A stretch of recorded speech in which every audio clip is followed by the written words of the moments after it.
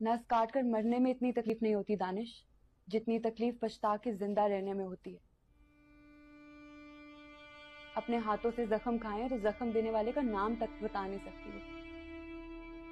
एक रात में कई कई बार मरती होगी, और पता है मरकर भी मर क्यों नहीं रही?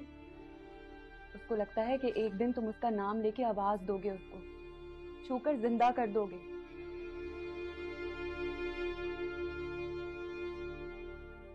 मुझे पता है मर्दों को ये बात बुरी लगती है, लेकिन एक बार अपनी बीवी की बेवफाई को माफ करने की हिम्मत तो करो।